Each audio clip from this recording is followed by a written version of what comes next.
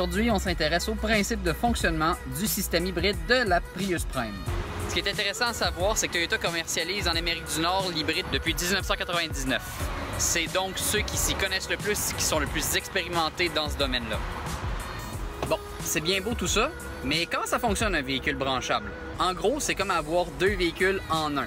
Donc, vous le branchez, puis vous avez un véhicule électrique, et ensuite, quand il n'y a plus assez d'énergie, on passe en mode hybride, ce qui veut dire que c'est moteur électrique et moteur à essence qui fonctionnent ensemble. Alors, quand la batterie est suffisamment chargée, on a assez de puissance pour rouler jusqu'à 130 km/h uniquement sur l'électrique sur l'autoroute. Sinon, si on conduit plus doucement, on peut aller chercher jusqu'à 40 km d'autonomie en restant toujours sur l'électrique.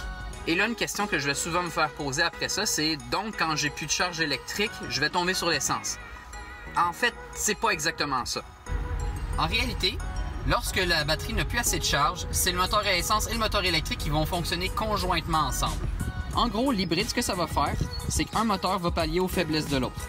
Donc, pour accélérer, c'est les moteurs électriques qui sont les plus efficaces et qui sont les moins énergivores. Donc, quand vous allez décoller d'un stop ou accélérer, c'est principalement le moteur électrique qui va fonctionner. Mais lorsqu'on est sur l'autoroute à haute vitesse, un moteur électrique, ça n'a pas beaucoup d'autonomie. Donc, c'est principalement le moteur à essence qui va fonctionner à ce moment-là.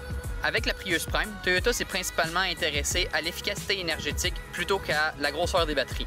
Ça revient à dire qu'au lieu d'avoir mis un plus gros réservoir d'essence dans une voiture, ils ont décidé de faire un moteur qui consommait moins.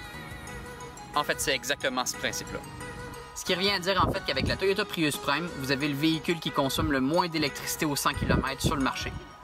C'est tout pour cette première capsule sur la Toyota Prius Prime. Si vous avez des questions sur l'hybride, n'hésitez pas à me laisser un commentaire ou à me contacter à l'adresse courriel qui est dans la description.